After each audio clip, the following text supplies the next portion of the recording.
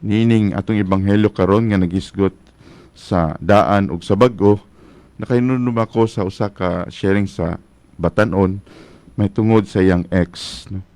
Ingon siya nga galisod siya move on kay nasakitan gayud siya, no, sa iyang previous nga relationship, no. Kini nga expression move on na kanunay nato ni siya madunggan, no, karon kay mahimo siya nga murag kataw-anan pero at the same time tinuod, no, mahimo siyang murag kanang ato ang palabyon lang pero kung ikaw ang maatlan sakit gyud kuno, no. So kini makaigsuonan unsa magibot pa day pasabot niya ng moving on, no. Going back to the gospel, atong nabantayan nga si Jesus nagisgot og daghang mga butang nga lisod usay sabto ng konteksto apan pag-abot ni Jesus na aduna pud siya past, no, na siya past nga naabtan ang mga tradisyon, no, sa ilahang relihiyon, nanay mga practices, no, ug kadtong ilang mga gipangtudlo sa una isip bag-o siya, no, iya pa tong nag-expect ang tradisyon nga iya pa tong isumpayan, no, yang ipadayon busa niining away or kanang sumpaki, no, sa daan og sa bag-o na-experience pud ni, no, ni Jesus sa pag-abot niya, no. O sa ang hitabo, no, adunay kanang conflict, dunay pressure, no, sa iya habusa misulti siya nga adunay mga practices, no, sa daan nga arrangement or religion na dili na siya makatabang, no, labi na sa relasyon o pagpaduol sa usa ka tawo ngadto sa Ginoo, no.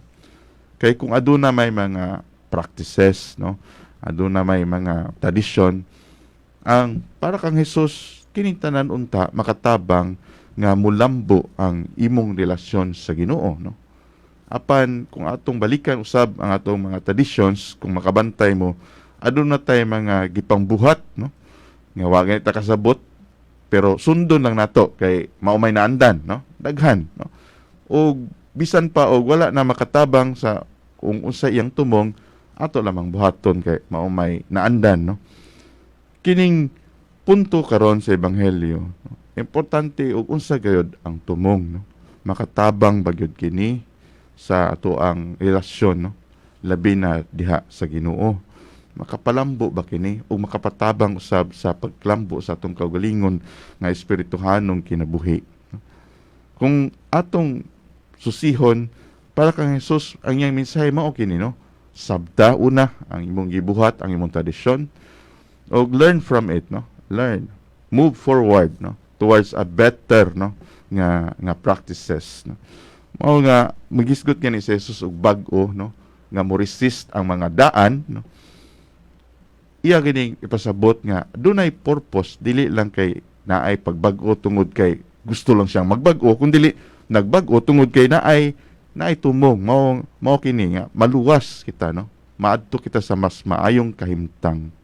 Going back to the story of the youth, no, nga moving forward, ang akong na reflect mao kini nga moving on means understanding, no, sabton usab ang iyahang konteksto, no, kung unsa man gyud ang purpose dahil sa relationship, no, and learning from it. Siguro most of the time nalimtan nga ang pag relate sa usag-usa mao ang tumong ni ana nga mahimong mas maayo, no, ang usa ka tawo matabangan siya nga molambo sa iyang pagka-mature, no, sa iyang maturity, ug mas mahimo siyang mas kasaligan, no. In other words, naay growth, no, naay development.